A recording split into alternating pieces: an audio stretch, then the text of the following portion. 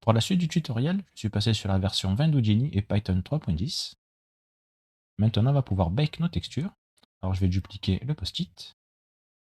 Je vais le nommer Bake Texture.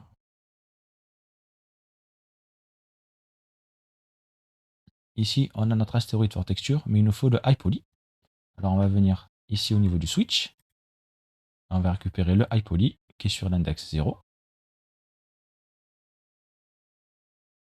Et on va laisser calculer. Je vais l'afficher ici. Il a mis à peu près 30 secondes pour calculer. Après, tout ça va s'exécuter automatiquement avec les PDG sur tous les astéroïdes procéduralement. On va récupérer notre low poly qui est ici. Astéroïde low. Alors, je vais copier le nul. Et je vais utiliser un object merge. Tabulation object merge. Dans object 1, je colle le nul. Et ici, en cliquant sur le dernier bouton, je vais cocher export relative path. Comme ça, il n'est pas en absolu, il est en relatif. Je vais le nommer get asteroid low.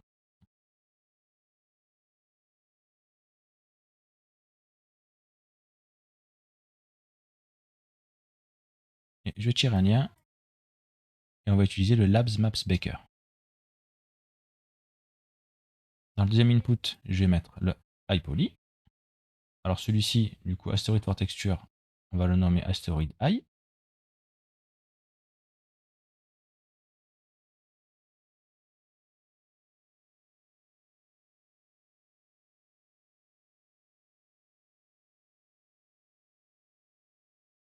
Ici, il y a quelques bugs d'affichage. Si on change le dossier render, il ne va pas pouvoir recharger les textures, mais ce n'est que la vue du viewport. L'important, c'est d'avoir les textures qu'on va créer sur notre disque dur avec nos UV. Et ce qu'on va faire, on va créer ces textures et ensuite on va passer sur Unreal. On va commencer à créer nos premiers shaders. On va avoir notre feedback directement depuis Unreal. Je sélectionne le lien, je fais tabulation. On va utiliser le quadrimesher qui est dans la version 20.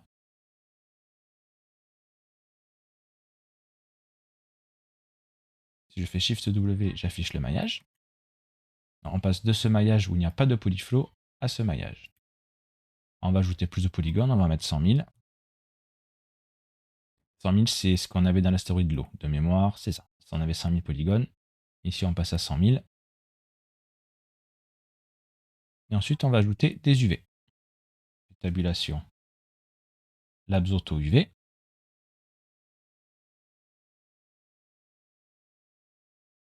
Et on va le passer en cluster. Il a calculé les UV. Si on fait barre d'espace 5, on va pouvoir afficher les UV. Alors ici, ils apparaissent pas. C'est notre petit bug d'affichage.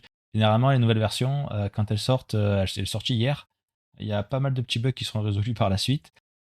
Alors, tout à l'heure, j'avais réussi en mettant un nul et un UV layout à faire apparaître les UV. Alors si ça fonctionne, sinon c'est pas grave. Dans tous les cas, on voit les UV dans le viewport. Non, c'est pas grave. Ils apparaîtront plus tard. C'est dommage. Alors ici, dans le Maps Baker, on va juste faire une sortie. Je vais la passer en 256. C'est vraiment juste pour essayer de voir si ça refresh l'affichage. Je vais passer en color. Alors j'ai déjà des textures dans ce dossier, donc c'est normal que les textures soient cassées comme ça. Voilà, normal. La roughness, après on la calculera différemment la roughness. Là, c'est juste pour essayer de rafraîchir l'affichage. Voilà, il a recalculé les maps. Donc ici, on a le feedback. Si je fais barre d'espace 5, on n'a toujours pas les UV. Bon, tant pis. Le quadrimesh, il est bien 100 000 polygones. Et sur le Maps Baker, on va changer le dossier render. On va mettre le dossier texture. Textures avec un S. On va enlever le heap name. Même si on n'aura pas le feedback, c'est pas grave. On va passer directement sur Unreal. On va mettre astéroïde.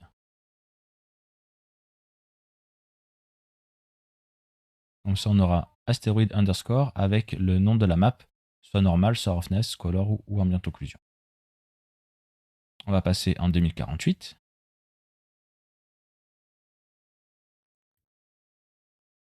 Donc dans mon dossier texture de mon projet, Houdini, j'ai bien mes textures qu'on a créées, astéroïde ambient occlusion, la color, les normales, et la roughness. Alors pour l'instant, la roughness est noire, on la retravaillera par la suite. Alors ici, je vais ajouter des normales. Je vais ajouter un ROP FBX output.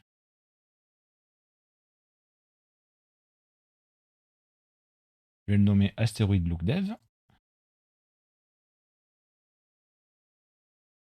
Et là, on va exporter au format FBX pour Unreal Engine notre astéroïde avec les textures et les UV. Comme ça, on aura le feedback depuis Unreal directement. Alors pour la sortie, $hip, c'est le dossier de mon projet Houdini. J'ai par habitude de créer un dossier for UE pour for Unreal. Et ici, on va mettre $OS. Comme ça, il va récupérer le nom de l'opérateur. Sur le bouton du milieu de la souris, on a le chemin complet.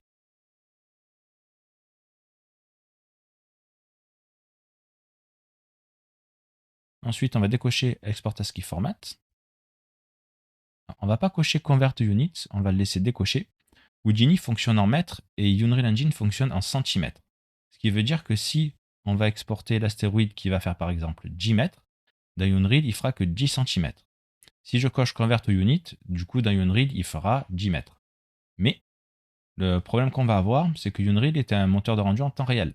Donc selon la qualité graphique qu'on va utiliser, les ombres vont être calculées de plus ou moins loin. Donc l'idée pour l'instant, c'est de rester à une très petite échelle, même si elle ne correspond pas à l'échelle de 250 mètres de mémoire. Voilà, ici, voilà, c'est ça. On est sur une échelle qui dépasse les 100 mètres. Et le problème, c'est que quand on va être à cette distance, par exemple, l'ombre va être calculée que jusqu'au milieu. Et quand on va se rapprocher, on va avoir l'ombre qui va être calculée entièrement, qui va avancer. Donc pour pallier à ce problème, on va pour l'instant garder l'échelle des mètres. On ne va pas cocher Convert to Unit, comme ça dans Unreal, à la place de faire 100 mètres, il fera juste 100 cm. Alors ici, Render Current Frame, Save to Disk. Et après les normales, on va ajouter un node Triangulate. Il peut y avoir des soucis par rapport à la géométrie dans Unreal. Si les quads ne sont pas triangulés, on peut avoir des problèmes et il va faire une erreur à l'importation. Donc le fait d'ajouter le Triangulate va ajouter des polygones. C'est pas un très très gros souci vu qu'on tourne sur ordinateur. Dans tous les cas, Unreal va ajouter une triangulation automatique. Et c'est lorsqu'il va faire cette triangulation automatique des quads qu'il ne va pas réussir quelquefois à le faire et il va faire une erreur.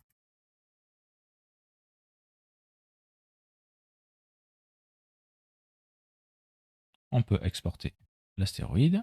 Save to disk, on est bien en render current frame. Et maintenant, on a nos textures. Donc, ils sont ici. Et on a aussi le dossier for UE, où on va avoir notre astéroïde au format FBX. Et on va commencer la partie Unreal Engine tranquillement. Étant donné que Unreal sera notre moteur de rendu final pour notre scène, ça nous permettra d'avoir un feedback direct. Ici, on ne traite pas, pour l'instant, on ne traite pas les rochers. On va juste traiter l'astéroïde, c'est vraiment d'avoir le workflow d'Houdini vers Unreal et avoir un feedback sur l'asset pour voir que ce que l'on fait fonctionne, qu'il n'y ait pas de gros soucis à l'arrivée. On ne va pas lancer tous les PTG maintenant. C'est l'une des dernières vérifications qu'on devra faire, vérifier un astéroïde, comment il se comporte, comment l'asset se comporte dans Unreal, et ensuite on va lancer la ceinture d'astéroïdes à calculer. Nous voilà dans le launcher d'Epic Games. On va aller dans Bibliothèque. En appuyant sur le plus, vous pouvez installer une version du moteur. Moi, je vais utiliser la 5.3.2. Ici, j'ai tous mes autres projets. Déjà, un projet astéroïde de créer, c'était pour faire quelques tests. Nous, on va créer le nôtre. Alors, vous cliquez sur Lancer. Le Project Browser est chargé. Alors, on va aller dans Film, Video and Live Events. On va créer un projet blanc, vraiment un projet vide. On coche pas Starter Content et Ray Tracing. Et on va mettre le nom de notre projet. On va le nommer Mining Station.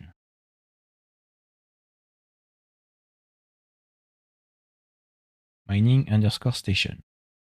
Je l'ai déjà placé dans mon dossier. Donc à vous de le mettre dans votre dossier de projet. Et Create. On va rapidement faire le tour. Alors j'ai pas encore enregistré de vidéo sur la prise en main de Unreal. On va pas aller en profondeur, on va juste faire l'essentiel pour qu'on puisse visualiser notre projet sur Houdini. Je ferai d'autres tutos par la suite sur Unreal un peu plus poussé. Alors ici, on a le viewport. On va avoir le content drawer qui est en bas à gauche. Soit on clique dessus, soit on fait CTRL barre d'espace pour le faire sortir. Et quand on clique à côté, il disparaît. Alors on peut le laisser afficher si on souhaite le dock. On clique ici et là il reste tout le temps affiché. Personnellement, hop, je le fais disparaître. CTRL barre d'espace pour le faire sortir. On va avoir sur la droite notre outliner, c'est ce qu'il y a dans notre scène. on a notre light source. Et si j'appuie sur CTRL-L, que je reste appuyé sur CTRL et que je lâche le L et que je bouge la souris, on peut bouger la source du soleil. On peut supprimer le player start et le floor. Pour l'instant, on fait vite un petit aller-retour rapide entre Houdini et Unreal. On configurera mieux notre scène de rendu par la suite. Là, c'est surtout pour tester les UV et pour avoir un premier feedback. Je fais CTRL barre d'espace. Ici dans Content, je fais clic droit, Add New Folder, et je vais le nommer Mesh. Je fais clic droit et Import.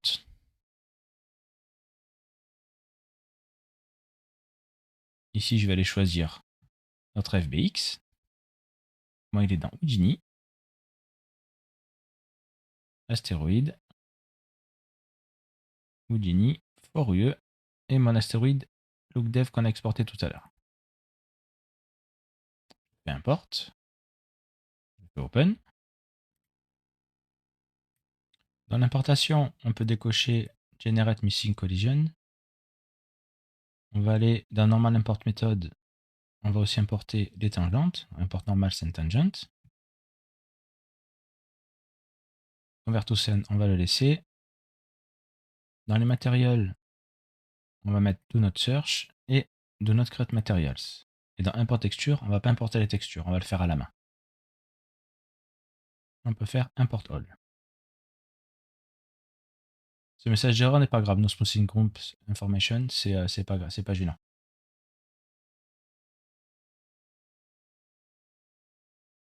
Si on a fait plusieurs modifications, pour tout sauvegarder, on a le bouton Save All ici, qui est très pratique, qui va tout sauvegarder. Maintenant, dans Content, je vais créer un dossier Texture, New Folder, Textures. Dans ce dossier Texture, je vais créer un New Folder, je vais le nommer Astéroïde.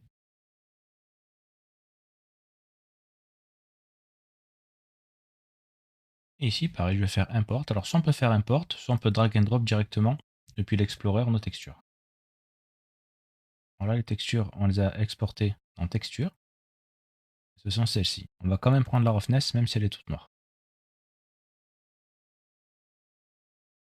Alors, je save all. Ce sont toutes mes textures que je viens d'ajouter. Maintenant, on va créer les matériaux. Je vais créer un troisième dossier. Je vais le nommer Material.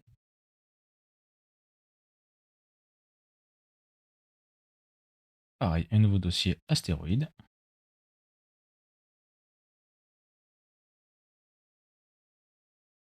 Et ici, je fais clic droit, Matériel. Je vais le nommer M_astéroïde.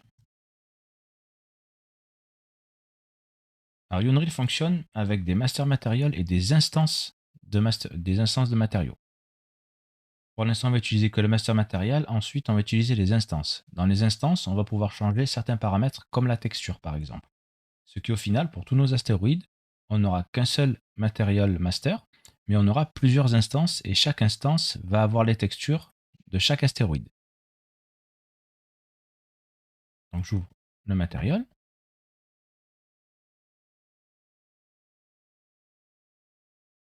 Et on va juste drag and drop les textures. Dans texture, astéroïde, on va toutes les récupérer.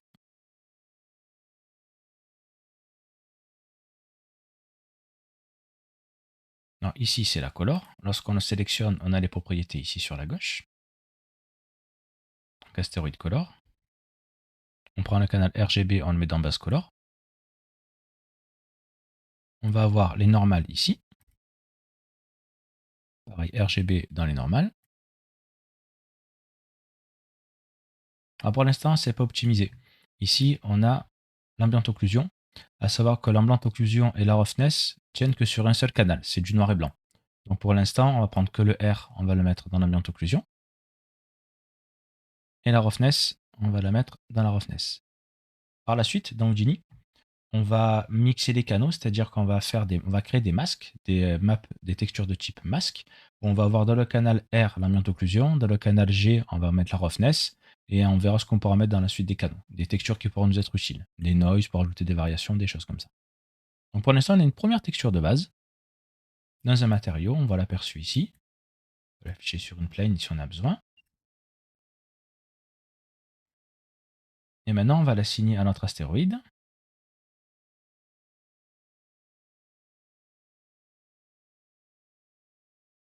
Ici, on a notre astéroïde, notre mèche. Si on clique 2 fois dessus, on va l'ouvrir dans l'aperçu.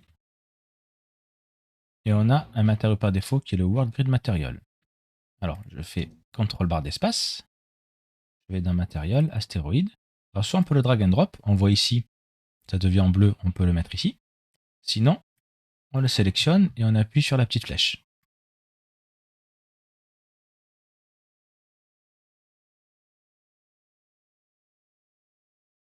Moi, je vais sauvegarder l'asset. Maintenant, je le drag and drop dans la scène.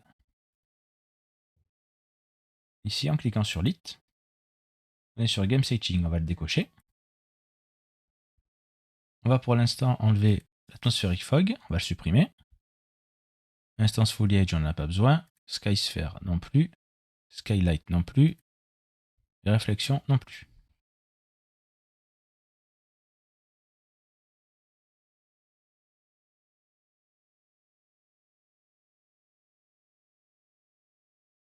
Alors si on veut faire déplacer la caméra un peu plus vite, on a ici la vitesse de déplacement de la caméra. Dans le viewport, on voit que l'astéroïde est noir à certains endroits. C'est dû au normal, elles sont inversées. C'est censé être une bosse et pas un creux. Donc les normales sont juste inversées. Alors, ce qu'on va faire, on va ouvrir la texture. Je vais aller dans texture astéroïde. Double-clic sur normal. Dans search, on va taper flip. Et on va cocher flip green channel. On va voir le résultat de suite. Hop, et voilà. Sauvegarde.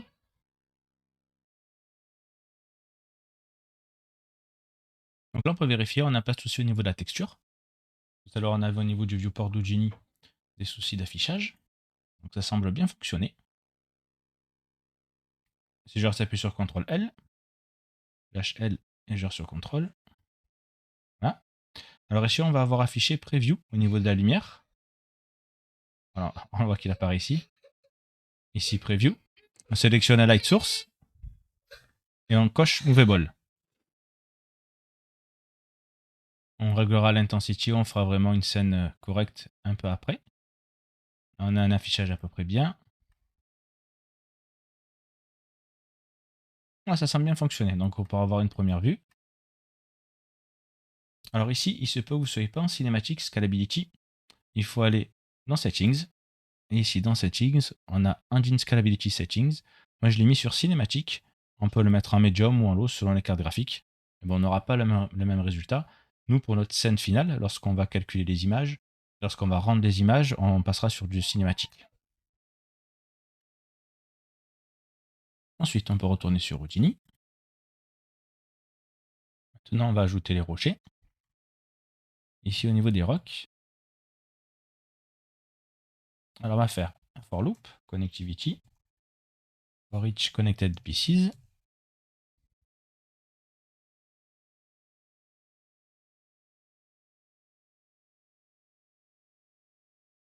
On va activer single pass. Et ici, on va faire un poly reduce. On va utiliser la même technique que pour l'astéroïde. On a le map baker avec le low poly et le high. On va faire pareil, une version high poly des rochers et une version low poly. Donc là, on va être sur la branche du low poly. Donc ici, je fais tabulation poly reduce.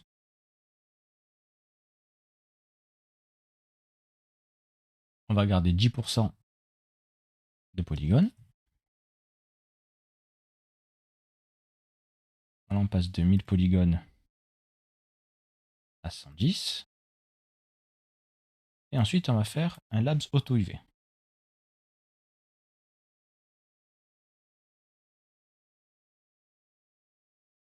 Je fais barre d'espace 5. Alors là, il s'affiche. Donc en fait, ce qui va se passer, c'est que cette boucle va itérer sur chaque rocher. Et sur chaque rocher, on va déplier des UV. Donc ce qui va se faire, c'est ce qui va se passer ici. Je fais barre d'espace 1. Les UV vont être dépliés sur le lot poly. Alors ici, je décoche single pass. Il va calculer. Donc chaque rocher a des UV distincts. Chaque rocher a ses propres UV. Donc ici, si je fais barre d'espace 5, c'est vraiment le bazar. Alors, on va tirer un lien. On va utiliser le UV Layout. L'UV Layout va récupérer tous les îlots d'UV et va les répartir dans la tranche d'UV, dans le tile 1.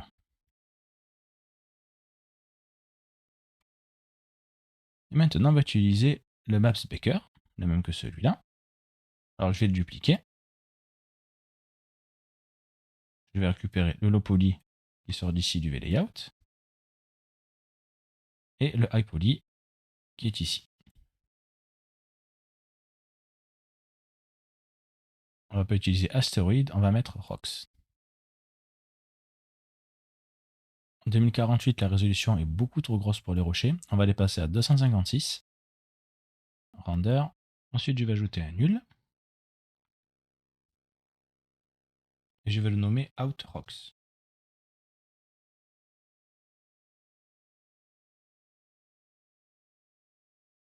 Pour l'instant, je ne merge pas avec l'astéroïde. On va laisser séparer, on les traitera plus tard. On va d'abord finir l'astéroïde avec les variations. C'est pour éviter du temps de calcul au cas où il y aurait un souci avec les PDG. Ici, avant de le sauvegarder, avant de sauvegarder la géométrie, je vais vérifier s'il n'y a pas d'attributs en trop.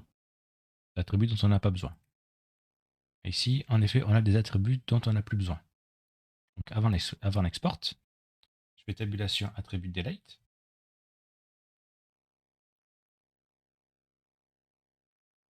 Au niveau des points, on va garder la position.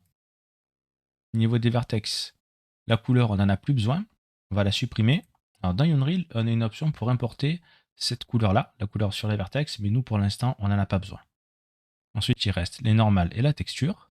On va garder les deux. Alors sur les primitives, on peut supprimer le name.